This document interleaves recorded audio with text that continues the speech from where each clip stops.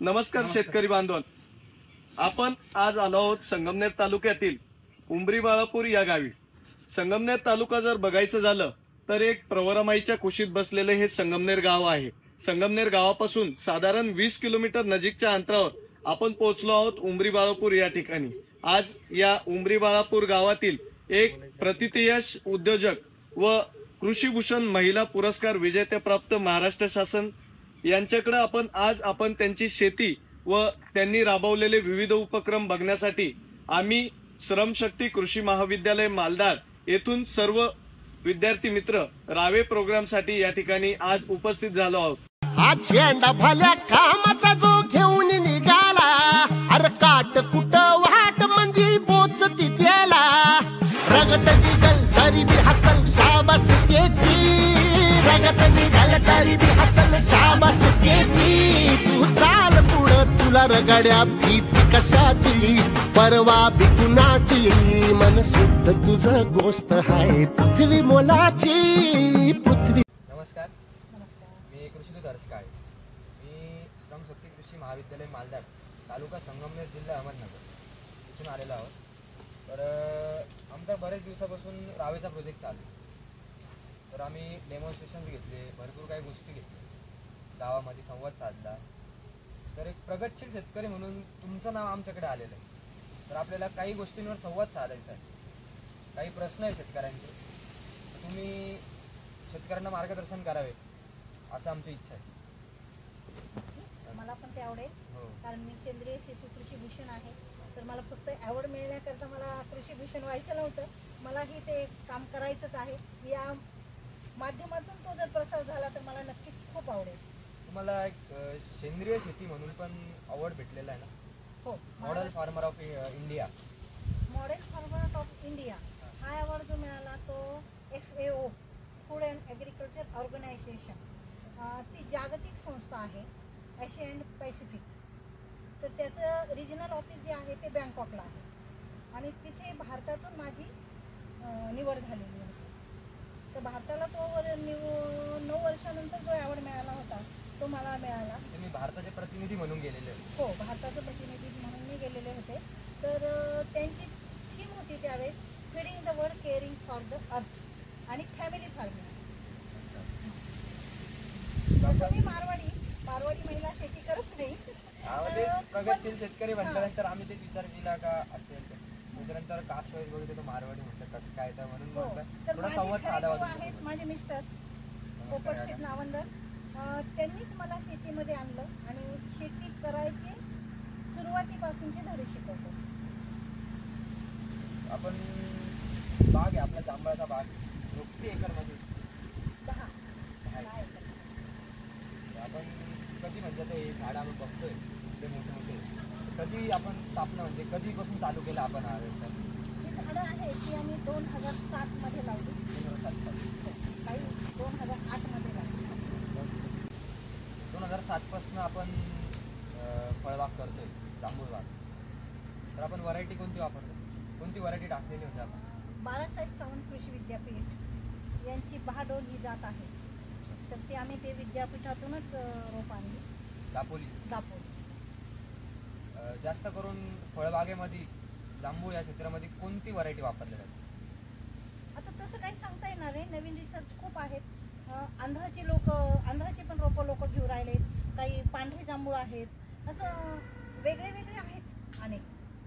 तर त्यामध्ये येतात, पण आम्हाला ही व्हरायटी तशी बरी वाटली। उत्पन्न वगैरे? उत्पन्न चांगलं आहे, म्हणजे आपण इतर शेती करतो त्याच्यापेक्षा जांभूळ शेती नक्कीच परवडते। आपण मग त्याच्या मागं कष्ट पण खूप आहे?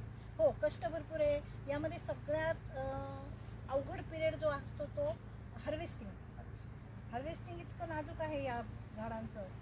हे फळ जे आहे त्याला किपिंग क्वालिटी नाही, ते जर समजा 1 दिवस आधी काढलं तर लाल येतं, ते पण चालत नाही। 2 दिवस उशिरा काढलं तर ते खाली पडतं आणि पाऊस वगैरे आला समजा खूप जास्त तर फळ क्रॅक होतं। परत जे बंच असतात त्यामध्ये रॉटिंग होतं, त्यामुळे पण फळ खूप सरतात, फळं सरतात। घट्ट बंच असतो काही वेळेस, मग त्यामध्ये पण पावसाचं पाणी राहिलं तर मग रॉट होतात ते झाड। असं अनेक प्रकारचे म्हणजे फायदा आहे तेवढे नुकसान पण आहे त्याचं. टोटल आपण 10 एकरची शेती आहे आपली. तर किती रोपे आहेत? 550. 550 रुपये. आमची जी लागवड आहे 30 बाय 30 वर आहे. 30 बाय 30. तरी आता नवीन जे निघालं आहे 4 मीटर बाय 7 मीटर अंतरावर पण लावतात आहे. म्हणजे हे माझं बोलणं झालं होतं कोकण कृषी विद्यापीठाचे जांभूळ तज्ज्ञ जे सर आहेत डॉक्टर पराग हळदणकर सर, त्यांच्याशी माझं बोलणं झालं होतं. ते म्हणतात की आता मिडो आर्च निघालं आहे सगळीकडे, तर त्या पद्धतीने पण तुम्ही लावू शकता न्यू टेक्नॉलॉजी. पण मला काही म्हणजे त्याचा अनुभव नाही, पण कुणाला जर करायचं असेल तर त्यांच्याशी संपर्क करून करू शकतात तसं. साधारणतः आपलं यावर्षी हार्वेस्टिंग झालं आता मागच्या महिन्यात संपलं ना हो, हार्वेस्टिंग. हो. तर वार्षिक उत्पन्न आपलं किती आहे? या वर्षीचं वेगळं, मागच्या वर्षीचं वेगळं, त्याच्या मागच्या वर्षी वेगळं. दरवर्षी आपण सारखं सांगू शकत नाही. पण हे कसं आहे नॅचरलवर पण सगळं अवलंबून आहे. कधी जर पाऊस जास्त पडला तरी फळगळ होते, पाऊस आलाच नाही तर फ्रूट बारीक राहतं. असं म्हणजे अनेक अडचणी आहेत. मार्केटमध्ये जास्त माल आला भाव उतरतात, मार्केटमध्ये कमी माल असेल तर भाव चांगले मिळतात. तुमच्या फ्रूटची साईज किती आहे, तुमचं फ्रूट कशा पद्धतीचं आहे, त्याला चमक किती आहे, यावर सगळं अवलंबून आहे. स्टेजेस असतील ना फळाचे पण, का या साईजचं फळ या ठिकाणी जाईल किंवा असं का सगळं माल एकाच ठिकाणी जातं? सगळं एकाच ठिकाणी पाठवतो, पण ग्रेडिंग करून पाठवतो. ग्रेडिंग करून. हो, सगळं फळ आम्ही ग्रेडिंग करून पाठवतो. साधारण तरी टोटल इन्कम किती आपलं एक अंदाजे वार्षिक उत्पन्न? 30-40 लाख 50 लाख त्याच्यावरही जाऊ शकतं, त्याच्या खाली येऊ शकतं. असं आणि म्हणजे investment? शेतकऱ्यांनी आपण नक्की सांगू शकत नाही की या वर्षी मला इतकं ते उत्पन्न पैसे येईल. भेटणार आहे. ज्या दिवशी त्यांच्या हातात पैसे आले त्या दिवशी शेतकऱ्यांनी सांगायचं असतं. असं माझं मत आहे की मला इतके पैसे आले, माझा खर्च वजा जाऊन किती पैसे मला राहिले. हे सगळं ताळमेळ, सगळं समीकरण शेतकऱ्यांनी जपलंच पाहिजे आणि जपावं अशी मला पण वाटतं. तर 10 एकर शेती म्हटल्यावर लेबर किती लागतं? लेबर जे लागतं, तर मागच्या वर्षी आम्हाला खूप जास्त माल होता त्यावेळेस आम्हाला 50-60 लेबर लागलं. यावर्षी त्या कम्पॅरिझनमध्ये थोडा माल कमी होता. यावेळेस 25 एक लेबरमध्ये आमचं काम भागलं. तसं गेल्या काही आम्ही 1-1.5 महिन्यापासून इथं राहतोय गावामध्ये, शेतकऱ्यांसोबत संवाद साधतो. तर इथं लेबरचे खूप प्रॉब्लेम आहे. तुम्ही असे लेबर महिलाला किती देता, म्हणजे असं चार्जेस किती त्यांचे? कसं आहे, आम्हाला पण यातून पैसे मिळतात. हां. मग आम्ही काय म्हणतो की सगळंच काय आमचं नाही, लेबरला पण दिलंच पाहिजे. आणि तेवढे लेबर तुम्ही अवेलेबल कुठून करता? कारण गावामध्ये लेबरचे खूप प्रॉब्लेम. हो, गावातून येतात, पण गावात जो 250-300 रुपये रोज असतो तो आम्ही 450 रुपये रोज देतो महिन्याला. आणि जेंट्स लेबर असतात त्यांना 500 रुपये 450 रुपये असा रेट असतो. 50-55 लेबर हो. जेवढे तुम्हाला तर दरवर्षी त्यावेळेस लागतात. आम्ही त्यांना 650 रुपये रोज देतो. या गावात जर लेबर नाही मिळालं तर आम्ही बाहेरच्या गावून लेबर आणतो, त्यांची येण्या जाण्याची व्यवस्था करतो. अशा प्रकारे जसं काही पुढे कसं कसं येतंय ते प्रॉब्लेम आपण आपले सॉल्व्ह करायचे असं ठरवलेलं आहे. त्या तुमचं एवढी सक्सेस स्टोरी, त्याच्या मागचं स्टार्टअपचं कारण काय होतं? म्हणजे तुम्हाला मार्गदर्शन कोणी केलं किंवा तुम्हाला सांगितलं का आपण हे फळबाग लावू किंवा जांबाची शेती करू, कोणीच केलेली नाही असं? नाही, त्यामध्ये काय होतं खरं म्हणजे माझे मिस्टर हां. हे स्वतः BSc केमिस्ट फर्स्ट क्लास 74चे. त्यांना शेती करायचीच नव्हती. वडील वारले, मग शेती करणं भाग पडलं. पण ती लोक करतात तशी शेती त्यांना करायचीच नव्हती, त्यांना वेगळं काहीतरी करायचं होतं. तर 1985 पासून आम्ही शेतीमधलं कोणतंही गवत असो, पाचवट असो, काडी कचरा कधीही जाळलेला नाही. म्हणजे त्यापासून तेव्हापासून आम्ही सेंद्रिय शेतीची कास धरली. सेंद्रिय शेती जर तुम्ही म्हणाल की आज करायची आहे आणि उद्या होईल, होत नाही. त्याच्याकरता पेशन्स पाहिजे असतात आणि ज्याच्याकडे पेशन्स आहेत त्यांनी सेंद्रिय शेती करावी. आणि मी म्हणते पेशन्स नसले तरीही तुम्ही आता इथून पुढे सेंद्रिय शेतीची कास धरा, कारण ती आपल्या भारत देशाची गरज आहे, गरज आहे ती. तरच आपली शेती सुपीक राहील आणि तरच आपण पुढच्या पिढीला आपण जिवंत जमीन देऊ शकू. नाहीतर आपली जमीन आहे ही नापीक होऊन जाईल. जास्त रासायनिक खत, जास्त तणनाशक असं वापरून जमीन नापीक होईल आणि मग पुढची पिढी शेतीच करणार नाही, तर मग भारत देशाचं काय होईल? म्हणून मी सगळ्यांना तेच सांगते की सेंद्रिय शेती आत्तापासून सुरुवात करा. 10-12 वर्षानंतर त्याचे रिझल्ट येईल. लगेच आज खाल्लं उद्या नाही. तरी एका झाडापासून आपल्याला किती उत्पन्न भेटतं, म्हणजे किती फळं भेटतं? आता तसं नक्की सांगता येत नाही. कधी कधी एक झाड पहिल्या वर्षी खूप माल देतं, ते दुसऱ्या वर्षी कमी पण देतं. काही झाडं बागेमध्ये असे आहेत की ते दरवर्षी जवळजवळ 7 ते 8 क्रेट माल देतात. 7 ते 8. आणि काही झाडं असे की ते एकच क्रेटवर थांबतात. एका क्रेट किती किलोचं असतं? 10 किलोचं एक 10 क्रेट आहे. किलोचं. हे 20 किलोचं क्रेट आपण भरू शकत नाही, कारण हे महाग माल असतो. व्यापाऱ्याचं असं म्हणणं असतं की 400 रुपये किलो जर आम्ही तुम्हाला भाव दिला तर 20 किलोचे 8,000 रुपये होतात. मग छोटा व्यापारी जो असतो त्याच्याकडून घेऊन विकणारा, त्याला तेवढे पैसे द्यायला परवडत नाही. म्हणून तुम्ही थोडं छोटं केलं. तुम्ही एवढं एक्सपोर्ट नाही करत, तर न हे करण्याचं फळ कारण? जे आहे ना हे डेलिकेट आहे. खूप एक्सपोर्ट लोकांशी मी बोलले की कसं करता येईल, काय करता येईल, पण अजून तरी मला कोणी एक्सपोर्टर मिळालं नाही. पण मग जांभूळ हा फळ एक्सपोर्ट होतो आपल्या इथे? अजून तर मला माहीत नाही, पण सिंगापूरला आपल्या भारतातून जांभूळ जातं असं मला माहीत पडलं. ते एक्सपोर्टर मला अजून भेटलेले नाही. पण रिलायन्स वगैरे कंपनी आहेत त्या आता मी एक्सपोर्टर भेटला तर प्रयत्न नक्कीच कराल तुम्ही? हो नक्की. आमचा माल जो आहे एक्सपोर्ट क्वालिटीचाच असतो, कारण आम्ही जास्त त्यासाठी फ्रीजिंग रासायनिक खतं वापरत नाही, जास्त पेस्टिसाइड्स वापरत नाही. कधीतरी थोडंसं रासायनिक खत घालावं लागतंय, कधीतरी थोडं पेस्टिसाइड्स वापरावं लागतंय, पण तरी सुद्धा आपला जांभूळ हा कुठे जातो? त्यांचे रेसिड्यू येणार नाही हां, याची आम्ही काळजी घेतो. जांभूळ हे Vashi market, Puna market, Vashi market, Mumbai आणि पुणे. पुणा.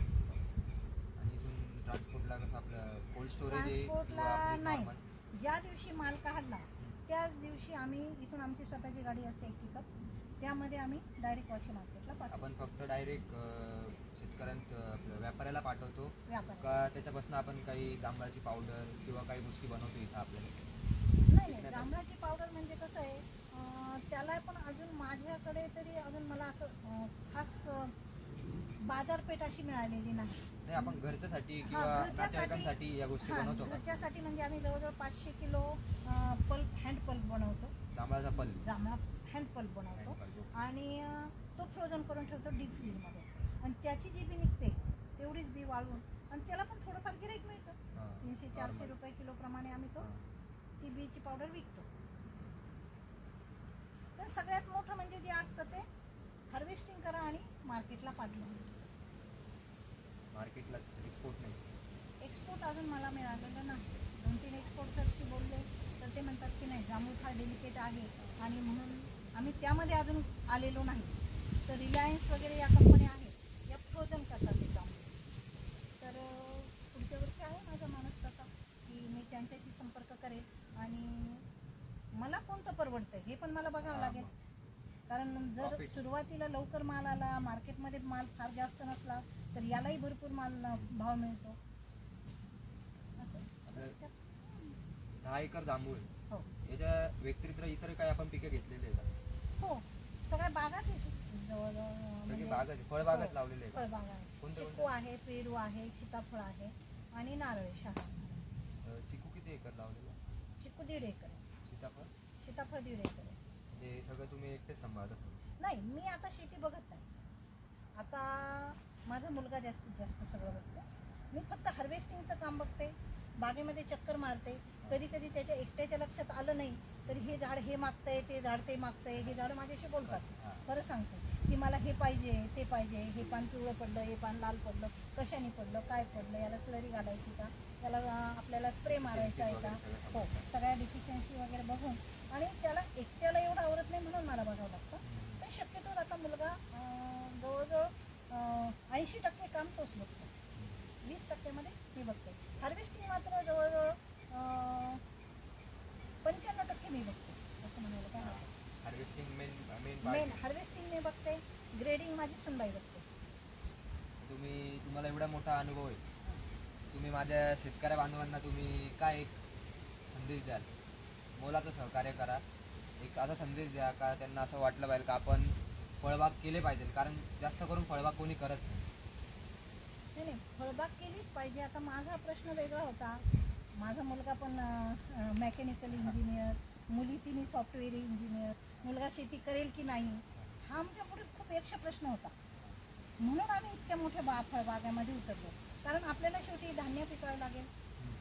धान्य जर पिकवलंच नाही, सगळ्यांनी फळबागाच केल्या तर फळ खाऊन तर आपण राहू शकत नाही.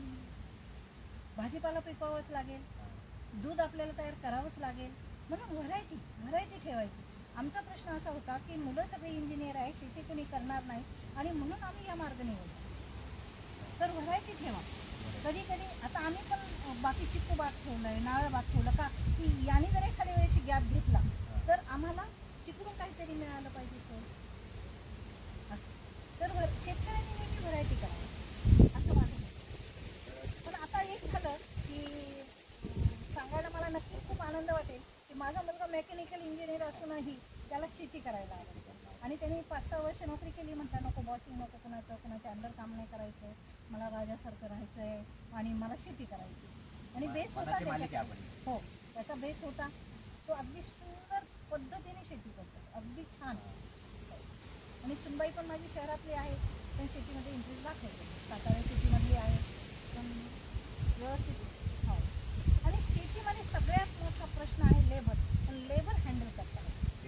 म्हणून तुम्हाला विचारलं का तुम्ही 50 ते 55 लेबर आणता कुठून? नाही, कारण आम्ही गेले 1.5-2 महिन्यापासून लेबर गावात हँडल राहतो, जर आम्ही केलं बघतोय ना, लेबर नाहीये. लेबर जर हँडल केलं ना हां. तर मग मिळतंय लेबर. कारण 10 एकर हो. आपल्याला माहित असतं हे पाणी पिणारच आहे. त्याच्या 5 मिनिटं आधी जर आपण त्यांना सांगितलं ए पाणी पिऊन घ्या, तहान लागली असेल, ऊन पडलं, त्याला आवरा बरं पाणी प्या, तर पटकन पाणी प्या, पटकन उठा, ते पाणी पितात. जेवण करून घ्या, जांभळं खा बरं का सगळेजण. तुमच्या मुलांना जांभळं पाहिजे असतील तर जांभळं घेऊन जा. क्रॅक माल असतो, मोठा असतो, चांगला असतो. त्यांना माहीत असतं मोठा माल न्यायचा नाही आपण, ते पण तेवढाच नेतात. तो माल आमचा 60-70 रुपये किलो विकतो. क्रॅक माल खूप चांगला असतो, मालामध्ये खाण्यासारखा पण असतो. व्हरायटीज असतील ना का छोटा माल एवढाच असतो? हो. तर त्या गोष्टी त्याबद्दल थोडं सांगा. पाऊस जास्त आला तर माल खूप क्रॅक होतो. तो क्रॅक माल आहे 70-75 अशा रेटने. ज्यावेळेस तुमचा मोठा माल चांगल्या क्वालिटीचा जो पहिल्या ग्रेडचा माल असतो तो 400, 380, 350 विकतो, त्यावेळेस हा माल कमी होतो. 2 नंबरचा माल 200 रुपये ते 100 रुपये शेवटी जाता. 3 नंबरचा माल आहे तो 100 रुपये शेवटी जाता 50. अशा पद्धतीने माल. यावर्षी आंध्रामधून खूप जांभूळ आलं होतं. आंध्र खूप जांभूळ पिकवत आहे. तिकडं व्यापारी लोकांना 60-70 रुपये किलोने जांभूळ मिळाले. त्यांनी इकडं आणलं, त्यांना 35 रुपये किलोचा खर्च आला आणायला. 60-70 अधिक 35-100 रुपयामध्ये त्यांचा माल इथं आला. त्यांनी 150 रुपये दरा घरी विकून टाकला. प्रॉफिट 50 रुपये. त्यामुळे आम्हाला यावर्षी कमी भाव मिळाला. बाकी जांभूळ बाग करताना अडथळा, असा काही मोठा अडथळा आलाय का तुम्हाला? 2007 सालीपासून तुम्ही लावलेलं आहे जांभूळ बाग, किंवा असा काही एखादा रोग किंवा डिसीज असा मोठ्या प्रमाणात आलेला आहे किंवा तुमचं भरपूर नुकसान करून गेलं, असं काही आहे का जांभूळ बाग? नाही, असं रोग वगैरे फार येत नाही बरं का. पण ते वेळेवर जर काढलं तर नुकसान टळतं आहे. कधी कधी फारच पाऊस आला तर आपण काढूच शकत नाही, त्यावेळेस माल खाली पडतो. मग ते एक दिवसाचं नुकसान जे असतं लाख रुपयाचं असतं. हो, खूप जास्त नुकसान असतं. बाग भरलेली आहे फुल, तुम्हाला माल काढायचा आहे, तुमचा 2 दिवस लेट झाला माल काढायला, माल धपाधप खाली पडतो, त्यावेळेस आपल्याला ते सहनच करावं लागतं. त्याच्याकडं म्हणजे आपल्याला खूप वाईट वाटलं तरी दुसऱ्या दिवशी नव्या जोमाने उभं राहून नाही ते जे काल झालं ते होऊन गेलं ना, त्याला आपण काहीच करणार नाही. तर मग आज आपण नव्या जोमाने उभा राहा, त्या लेबरला सांगा की व्यवस्थित करा. कधी लेबर अर्ध्या दिवसातूनच सुट्टी घेतो, त्यांचे पैसे कट करायचे नाही, म्हणजे ते उद्या येतात आपल्याला. तेवढा 1 तास ते काढून देतात. त्यांनाही माहीत असतं की आपण काल लवकर गेलो, आज थोडं लवकर चला. अशा पद्धतीने हे सगळं चालतं. रोग वगैरे येतात. खरं म्हणजे जांभूळ बाग ज्याला लावायची ना त्याच्याकडे पेशन्स पाहिजे.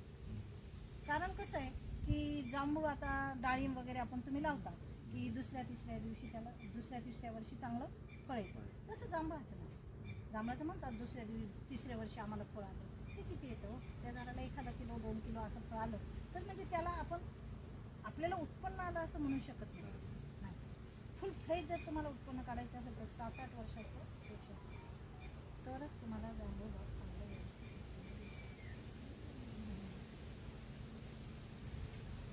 शेवटला काय घ्यायचं आपण पॉज कर. धन्यवाद मॅडम, वेळात वेळ काढून तुम्ही पुढं मुलाचं सहकार्य केलं आम्हाला. तुम्ही एक मुलाचा काय संदेश द्याल शेतकरी बांधवांना? मग मी शेतकरी बांधवांना एवढंच सांगू शकतो की आपली जमीन जी आहे ती आपल्याला सकस ठेवायची आहे. आपल्या पुढच्या पिढीला आपल्याला सकस जमीन जर आपण दिली तरच आपले मुलं नातू आपली शेती करू शकतील. नाही तर सगळे शहराकडे पडतील. शहरामध्ये छोट्या छोट्या खोल्यामध्ये राहावं लागेल. जे काम मिळेल, उद्या एखाद्या चपरासीचं काम मिळालं तरीही ते करावं लागेल.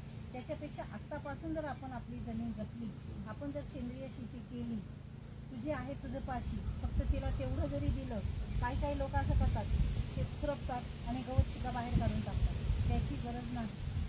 गवत त्याच्यातच ठेवा, पालापाचोळा त्याच्यातच ठेवा, ऊसातलं पाचक ऊसात ठेवा, छाटणी केलेलं सगळं जे वेस्ट असतं ते शेतामध्येच टाका. एवढंच मी सांगतो. थोडं डिकम्पोजर आणि बॅक्टेरियावर या थोडंसं ट्रायकोडर्मा, टायसेलोमायसिन, व्हर्टिसिलिन याच्यावर थोडासा भर द्या आणि शेती आपली उत्सव करण्याचा प्रयत्न करा. सेंद्रिय शेतीवर भर द्या. एका दिवसातच आपण सेंद्रिय शेती करणार नाही. थोडंसं कमी रासायनिक शेतीचं प्रमाण कमी करून आणि ऑर्गॅनिकचं वाढवायचं आहे आपल्याला. एवढंच मी सांगेन. धन्यवाद. तुमचे पण धन्यवाद की तुम्ही आम्हाला, मी सेंद्रिय शेती कृषीभूषण आणि मला कोणत्या तरी माध्यमातून लोकांना सांगायचं आहे की ऑर्गॅनिक फार्मिंग करा. तर हे आज मलाही तुमचे आभार मानावे लागतील की मला थोडंसं तरी माध्यम मिळालं. कारण मी फक्त ॲवॉर्ड मिळवण्याकरता कृषीभूषण झालेली नाही. मी ॲवॉर्ड मिळवण्याकरता मॉडेल